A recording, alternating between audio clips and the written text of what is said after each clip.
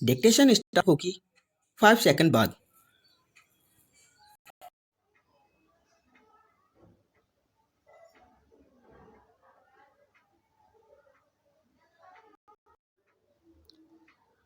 Start.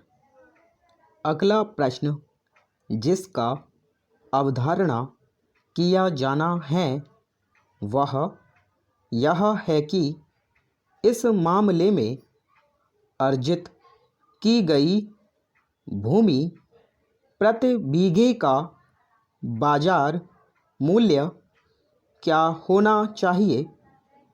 इस मामले के अभिलेख पर ऐसा कोई अनुकरणीय विक्रय विलेख नहीं है जिसके आधार पर भूमि के प्रति बीघा बाजार मूल्य को नियत किया जा सके।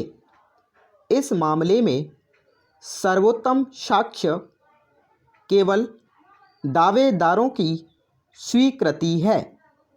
इस मामले में जैसा कि ऊपर कहा गया है, प्रत्यार्थियों और उनके पूर्व अधिकारियों ने वर्ष 1981 में उपर्युक्त भूमि अर्जित की और केवल 90,000 रुपये के प्रति कर पर अधिकार प्राप्त किया, जिसमें से विशेष भूमि अर्जन अधिकारी से उन्होंने भूमि अर्जन अधिनियम की धारा 30 के अधीन दिए गए अधिनिर्णय में 55,000 रुपये प्राप्त कर लिए हैं।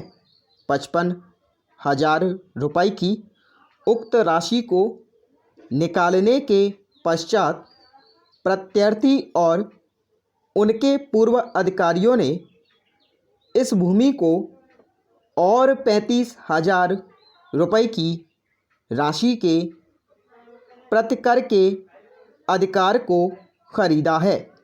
यह उल्लेखनीय है कि प्रत्यार्थियों और उनके पूर्वाधिकारियों ने इस भूमि को वर्ष 1981 में खरीदा था और वर्ष 1960 में इस भूमि का मूल्य काफ़ी कम रहा होगा।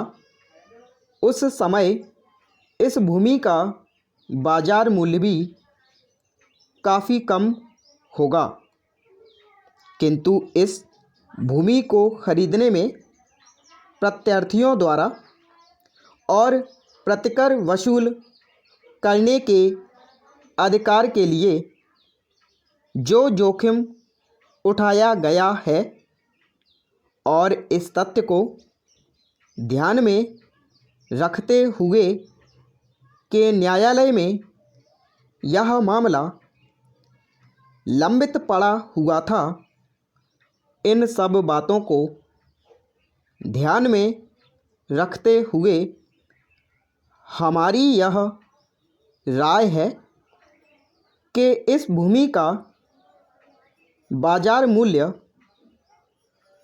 90,000 रुपये नियत करना न्यायोचित और उचित होगा,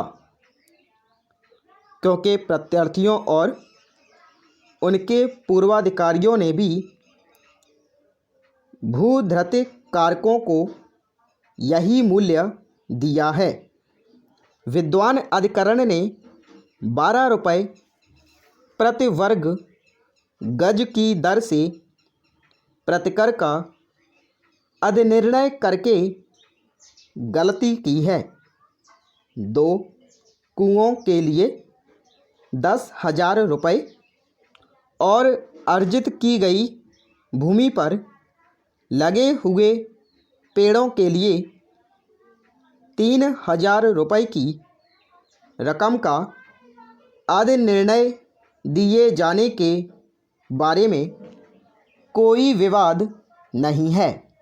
इसलिए हम यह आदि निर्धारित करते हैं कि दावेदार प्रत्यर्थी 90,000 रुपये भूमि की कीमत और 2 कुओं की 10,000 रुपये तथा विवादग्रस्त भूमि पर लगे हुए पेड़ों के लिए 5,000 रुपये की कीमत वसूलने के हकदार हैं।